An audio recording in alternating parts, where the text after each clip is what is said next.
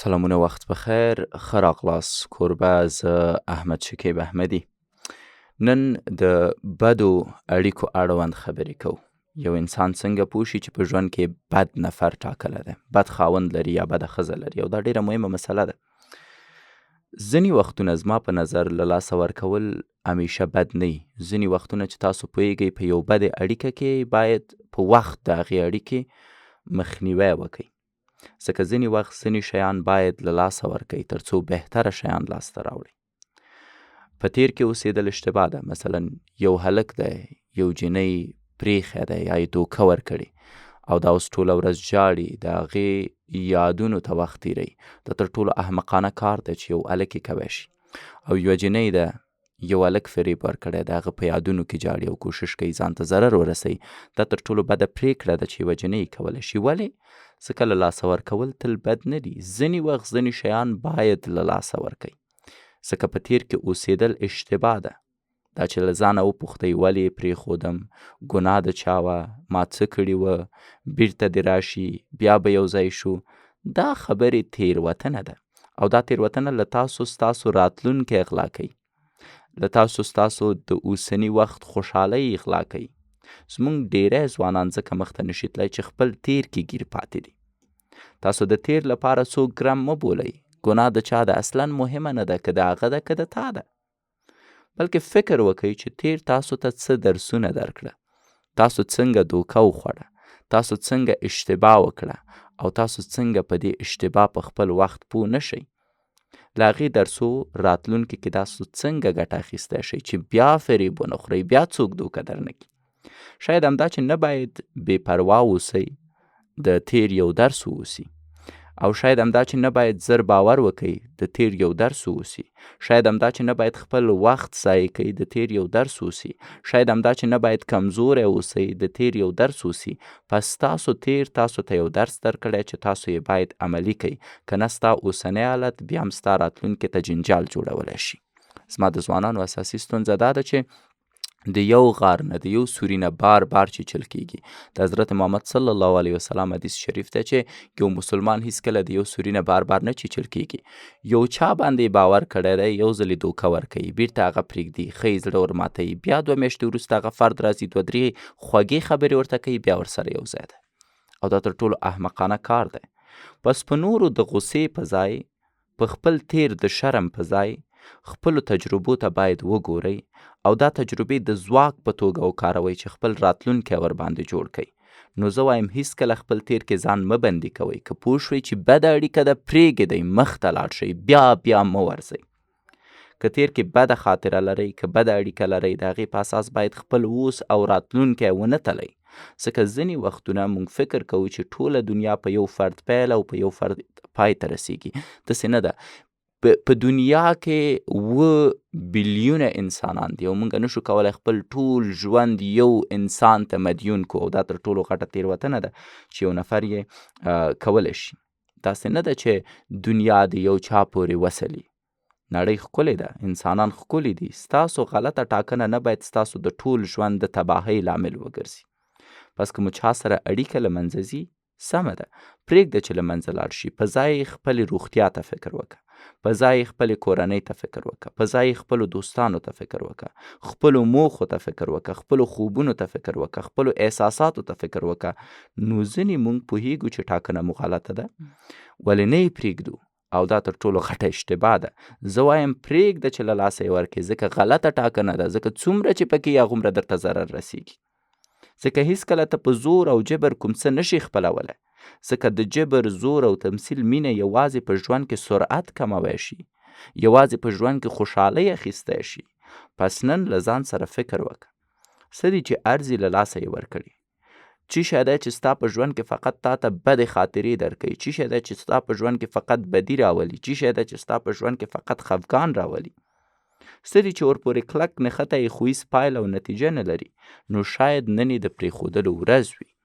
او کله چې د انساني اړیکې اړوند خبرې کوو چې یاره کومه انساني اړیکه باید پرېږدو، زما نظر دا دی که اړیکه کې تاوتریخوالی و، که اړیکه کې وهل او ټکول و، که اړیکه کې لاس ماتول و، که په اړیکه کې اخطار و، که په اړیکه کې سوء استفاده وه، که په اړیکه کې ګواښونه وه، باید هغه اړیکه پرېښودل شي. او زه پوهېږم دا سخته خبره ده، زه پوهېږم چې دا جدي مسله ده، اما که تاوتریخوالی دی اړیکه کې، څومره یې چې زر پرېږدی هغومره ښه ده.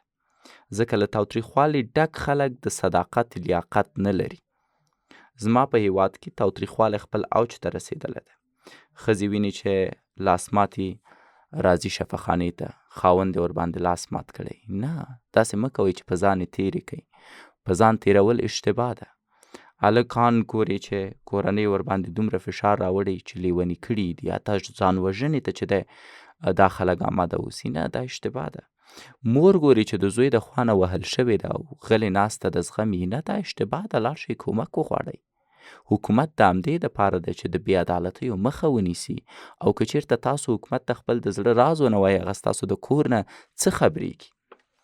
نو په داسې حال کې چې تر ټولو ستر جهاد د ظلم په وړاندې دی یا د ظالم فرد په وړاندې درېدل دي، مونږه خشونت ته زمینه مسیدو او هغه ظلمونه چې نه باید یې تحمل کو، هغه تحملو، خپلو مشرانو ته نه وایو، خپلې کورنۍ ته نه وایو، او حداقل حکومتي ادارو ته نه وایو چې د دې ظلمونو مخه ونیسي. او که د دې ظلمونو مخه مونږ ونه نیسو، سبا ته زمونږ راتلونکی نسل هم د دغه ظلمونو ښکار ګرځي. پس که در باندې ظلم کیږي، هغه اړیکه باید پرېږدئ او دفتن باید مرسته وغواړئ، او دا تر ټولو بهتره کار دی چې تاسو یې کوی شئ. ولی زمونږ سیستم برعکس شوی دی د بدو رواجونو له خاطره. همیشه په هغه چا چې ظلم کیږي هغه ته وایي چې خیر دی حوصله وکړه. ولې؟ همیشه چې په هغه چا ظلم کیږي هغه ته وایي خیر دی صبر وکړه. ولې؟ د تا برخه کې به هم دی. نه، دا دروغ دي. همیشه مظلوم ته ویل کیږي چې ته ولې د زغملو حوصله نه لري. دا اشتباه ده. یا ویل کیږي چې صحیح ده چې خاوند دې په تا لاس ماتوي، صحیح ده چې خاوند دې تا وایي، صحیح ده چې خاوند دې په تا غوږونه شکولي، اما که خاوند دې پرېږدي شرم دی. مګر هغه چې پې لاس ماتوي دا شرم نه دی. مګر هغه چې غوږونه پې شکوي دا شرم نه دی، دا ظلم نه دی، دا ستونزه نه ده. د دې مخه ولې نه نیسئ؟ که د پلار د جبري واده خبره ونه منئ ګناه ده. نه، دا ګناه نه ده. واده ستا حق دی. که یې در باندې جبري کوي معنی شه، ځکه په جبر نکاح په اصل کې ظلم دی او ګناه ده. او د زوی حق ته احترام نه کول په اصل کې جرم دی او ګناه ده. په یو مور باندې زوی لاس پورته کوي، مور ته وایي چې غلې کښېنه، چاته ونه وایي چې زوی مې وویلم چې شرم دی. نه، دا شرم نه دی. شرم زوی ته دی چې راپورته کېږي مور وهي. نو دا بد کلتورونه او دا بد رواجونه او دا بد فکرونه چې مونږ شرم ګڼو، په اصل کې شرم نه دی. هغه شی چې شرم دی هغه مونږ شرم نه ګڼو. نو متاسفانه دې ته باید سړی فهم وکړي. دا خلک دي چې د دین او کلتور په نوم ګناه او بې عدالتۍ ته لمن وهي. پس که اړیکه کې تاوتریخوالی پوهېږم پرېښودل یې سخت دي، پوهېږم د تاسو سره به د تاسو خپله کورنۍ به د تاسو په خلاف یا پوهېږم در باندې لاس ماتوي یا مامۍ پرېږده چې بده ده، پوهېږم جبري نکاح ده اما اوس به یې کوي ځکه ټول خلک بیا در پورې خاندي، پوهېږم زوی دې وهي اما اوس به چاته نه وایي ځکه ټول خلک به مونږ پرې خاندي. اما نه، داسې نه ده. هغه چا پورې باید خلک وخاندي کوم چې ظالم دی، هغه چا پورې باید خلک وخاندي کوم چې د اسلام نه سوء استفاده کوي، هغه چا پورې باید خلک وخاندي کوم چې اصول نه مراعتوي. نو زه پوهېږم چې که په اړیکه کې تاوتریخوالی، زه پوهېږم په خپل ذات کې د اړیکې پرېښودل سخت کار دی، خو هغې اړیکې کې اوسېدل د پرېښودلو نه سخت کار دی، ځکه دا تدریجي مرګ دی، دوامداره مرګ دی. ولې زه دا نه وایم چې په خبرو به ستونزه نه حل کېږي، خو کله چې خبرې پایله نه ورکوي او تاسو باندې تیری کېږي، تاسو باندې ظلم کېږي، هغې اړیکه کې اوسېدل بیا د خپل ځان سره جفا ده. که ستا فکر ته، که ستا احساس ته، که ستا باور ته، که ستا هیلو ته او ستا ژوند ته څوک ژمن نه وي، د هغوی سره اوسېدل جفا ده. پس په هره اړیکه کې چې یاست، همدغه اوس، همدغه نن، سره کېنئ، سره خبرې وکړئ. هی زه نه غواړم په ما ظلم وکړي. صحیح ده چې ته مې خاوند یې، ما دا حق نه لري چې په ما لاس او پښه پرته د کومې ګناه نه ماته کړي. هی صحیح ده چې ته مې مېرمن یې، ما دا حق نه لري چې زما هرې خبرې کې ما ته ځواب راکړي او ته لاړ شي چې مور دې غوږونه درته ډک کړي او په ما ظلم وکړي. هی صحیح ده چې ته مې زوی یې، ما ته حق نه لري په ما وار وکړي، زه دې مور یم. هی صحیح ده چې ته مې پلار یم حق نه لري چې ما ته په زور نکاح وکړي، ځکه زه بالغ یم، څه حق لرم چې خپله د ژوند د راتلونکي فیصله په خپله وکړم. پس سره کینئ، سره خبرې وکئ، سره مو ستونزې شریکې کئ. ولې که یې پایله تاوتریخوالی، که یې پایله دی چې تاسو ته ارزښت نه درکول کیږي، نو په وړاندې یې ودرېږئ، اصلاح یې کئ، په ښه خلق یې اصلاح کئ، مشوره واخلئ د مشرانو نه، جرګه شئ، مشران راغونډ کئ، د کورنۍ مرستې ته لاس اوږد کئ، ووایئ چې تاسو برحقه یاست، له مشرانو مرسته وغواړئ. خو که یې بیا هم پایله تاوتریخوالی و، حکومت ته لاړ شئ، له قاضي صاحبانو مرسته وغواړئ، له دیني علماو مرسته وغواړئ. که یې بیا هم پایله تاوتریخوالی و، نو هغه اړیکه پرېږدئ او همدا اوس یې پرېږدئ. ځکه هغه اړیکه کې چې تاوتریخوالی، هغه اړیکه کې چې اخ و ډپي، دا زهري اړیکه ده. د دې اړیکې پایله او نتیجه فقط منفي ده. ستاسو په اولادونو منفي اغیزه کوي، ستاسو په کورنۍ منفي اغیزه کوي، ستاسو د کورنۍ په غړو منفي اغیزه کوي، او تر ټولو مهم تاسو دواړه پکې خوشحاله نه یې. څوک چې وهل کوي او څوک چې وهل خوري، تو دواړه خوشحاله نه یي، په ستونزه پیدا کوي. اما ولې زمونږ اړیکې د تاوتریخوالي وروستي حد ته رسیږي؟ ولې داسې یو حد ته رسیږو چې هلته د یو زوی راپورته شي مور دې ووهي، یا یو پلار دې راپورته شي زوی دې ووهي او جبري نکاح دې ورته وکړي، یا یوه ښځه دې د خپل خاوند سره دعوې ووهي، یا یو خاوند دې خپله ښځه ووهي.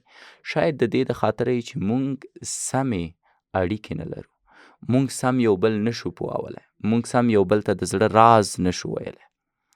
مثلا خپله میرمن دې کله هڅولې ده، کله دې تشویقه کړې ده، کله دې ورته ویلي آفرین، کله دې ورته ویلي در سره مینه لرم، کله دې ورته ویلي در باندې ویاړم. سمه ده، شاید میرمنه ستونزې ولري، شاید خاوند ستونزې ولري، خو ته د هغې نیکي ور یاده که، او کله چې ته هغه ته نیکي ور یاده کړې، شاید د هغه بدي په نیکۍ بدله شي. پوهیږئ چې اړیکې یو علم دی، او زموږ اساسي ستونزه په افغانستان کې چې ښې اړیکې نه لرو دا ده چې موږ د اړیکو دا علم نه دی زده کړی او وادونه مو کړي. آیا د اړیکو مهارتونه تاسو زده کړي دي؟ ځکه موږ ته ویل کېږي چې باید ښځه دې کنټرول کړي، باید ښځه دې له ځانه وډاره کړي، باید ښځې ته د جدي انسان اوسئ. مګر دا کومه جګړه روانه ده، مګر دا واده نه دی، دا د ګټلو کومه سیالۍ ده، یا دا د ویرولو کومه سلسله ده. ښځو ته ولې ویل کېږي چې خاوند دې تر خپل لاس لاندې ونیسه، یا پام چې خاوند دې بله ښځه در باندې ونه کړي، پام چې خاوند دې خواښې درنه خپل نه کړي. خواښې یې مور ده، باید یې خپل کړي. وګوره چې خاوند خو به دې بل چا سره جوړ نه وي، دا په خاوند شک دی. مګر له چا مشوره اخلئ؟ همدغه خلک چې تاسو ته دا خبرې کوي، مګر هغوی ستاسو ستونزې کې بیا تاسو سره درېږي نه درېږي. مګر تاسو د خپل خاوند پر وړاندې استخباراتي دنده لرئ؟ نه، ستاسو دنده دا نه ده چې جاسوسي وکړئ په خپل خاوند باندې، او که ویږئ څه، که هغه وغواړي بل واده وکړي، ته به یې څنګه مانع شي؟ نو دا مو مقابل لوری دردولی شي، شاید موږ ته عادي ښکاره شي، او په حقیقت کې زموږ اړیکې دومره بېمانه شوي چې ښځه خپل زړه له نورو ښځو سره تشوي، نر خپل زړه د نورو نارینهو سره تشوي. ولې له یو بل سره د زړه راز نشي کولی، د یو بل سره نشي کېنستلی، د یو بل سره خبرې نشي کولی. زموږ اړیکې دومره له منځه لاړې دي چې ښځه خاوند ته وایي یو څه او کوي بل څه. دا ښه کار نه دی. باور له منځه لاړ دی، خبرې له منځه لاړې دي، تفریح ته تلل له منځه لاړ دي، له یو بل سره کېناستل له منځه لاړ دي. ښه چې دا ټول شیان له منځه لاړ دي، نو د تاسو د اړیکو نه تعریف څه شی دی؟ بیا خاوند څه معنا، بیا میرمن څه معنا، مور څه معنا، پلار څه معنا، خور څه معنا، ورور څه معنا، کله چې دا ټول شیان موږ په کورني نظام کې له منځه وړي. نو نه باید د یو بل سره جګړه وکئ. شاید یو لوری بد اخلاق ولري، خو د دې لپاره به نه وي چې له تا یې کرکه پیدا کړي. شاید د دې لپاره چې بهر یوه بده ورځ لیدلي، شاید ستړی شوی، شاید چا وهلی. بس که یو لوری غصه دی، بل نه باید غصه شي. که یو لوری بده ورد وایي، بل یې نه باید ځواب ورکړي. باید پوه شئ چې دواړه زحمت وباسئ، دواړه له اول یو بل سره مینه لرئ، دواړه د بهتره کولو هڅه کوئ. زه وایم که غواړئ سمه اړیکه ولرئ، لومړی باید د اړیکې پالل زده کړئ. یو بل ته باید غوږ ونیسئ، یو بل ته باید وخت ورکئ، یو بل ته باید حوصله وکئ، یو بل ته ډالۍ ورکئ، یو بل سره چکر ته لاړ شئ. مګر تاسو خپله اړیکه د خپل ژوند ملګري سره څنګه مخ ته وړئ، دا تاسو پورې اړه لري. نو که غواړئ بریالۍ اړیکه ولرئ، 2 شیان ډېر زیات مهم دي. اول دا چې احترام وکئ، دوم دا چې اړیکې سره ولرئ، خپل رازونه سره ووایاست، بنډار سره وکئ.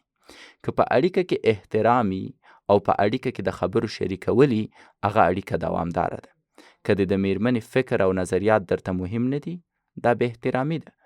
که یې کارونه درته احمقانه ښکاري، دا بې احترامي ده. که یې خبرې نه اورې، دا بې احترامي ده. که یې د خبرو منځ کې ورلویږي او ورباندې چغې وهي، دا بې احترامي ده. که ورسره ژمنه کوي او ورباندې ولاړ نه یي، دا بې احترامي ده. نو موږ ډېره ستره بې احترامي په ډېرو کوچنیو کړنې باندې کوو، او دا بې احترامي دومره ډېرېږي چې نور زموږ د ژوند په یو اصل بدلېږي، پرته له دې چې خبر شو د یو فرد زړه مو څومره ځورولی ده. ډېری وخت زموږ پام نه وي، بې احترامي کوو، په ټوکو کې بې احترامي کوو، په خبرو کې بې احترامي کوو، په مجالسو کې بې احترامي کوو، په تلیفوني خبرو کې بې احترامي کوو، او همدا بې احترامي چې په ناپامۍ کې یې کوو، کیدای شي مقابل لوری د موږ نه زړه توری کړي. هیڅ خاوند نه خوښوي چې ورته بده خبره وشي، هیڅ خاوند نه خوښوي چې د ښځې لخوا درک نشي، هیڅ خاوند نه خوښوي چې اولادونه یې سم ونه روزل شي، هیڅ خاوند نه خوښوي چې په وخت ورته خواړه برابر نشي، هیڅ خاوند نه خوښوي چې د هغه خبرې د جدي ونه نیول شي. دا شاید یوې ښځې ته عادي ښکاره شي، خو د نر احساسات د هغې په وړاندې بدلولی شي. پس باید اړیکه په احترام ولاړئ، او اړیکه کې به هغه وخت احترامي چې له یو بل سره خبرې وشي. کله مو له خپل مقابل لوري پوښتنه کړې چې څه یې خوښیږي، د څه په اړه خبرې کول غواړي، ارمانونه یې څه دي، ستونزې یې څه دي. نو که اړیکه کې خبرې نه وي، د یو بل د حس اورېدل نه وي، د یو بل پیژندل نه وي، په هغې اړیکه کې احترام نشته، او که په اړیکه کې احترام نه و، نو د هغې اړیکې دوام نشته. پس له ځانه پوښتنه وکئ، ستاسو اړیکه کې د هرې ورځې ناسته څومره ده، په کومو شیانو سره خبرې کوئ، څومره یو بل پیژنئ، څومره د یو بل په هیلو او خوبو پوهیږئ، او آیا واقعا مو اړیکه په احترام ولاړه ده که په ډار ولاړه ده؟ په یو بل مو باور څومره دی؟ وروستی ځل مو یو بل ته کله د مینې اظهار کړی؟ وروستی ځل مو یو بل سره کله چکر وهلی؟ او وروستی ځل مو د یو بل لپاره کله قرباني ورکړې ده؟ نو کله چې تاسو په دې پوښتنو باندې فکر وکئ او دې پوښتنو ته ځوابونه پیدا کړئ، هغه وخت ستاسو اړیکه ارزښت پیدا کوي، او هغه وخت تاسو کولی شئ چې ښه او خوږه اړیکه ولرئ. له دې سره نو زموږ نننی پادکاسټ پای ته رسیږي. چینل کې را سره پاتې شئ، خلک سبسکرایب ته راوبولئ، او کولی شئ مالي مرسته تل را سره وکئ. د جیمیل له لارې راته پیام پرېږدئ، ځکه ستاسو مالي مرسته د دې چینل دوام ته زمینه برابرولی شي. مننه.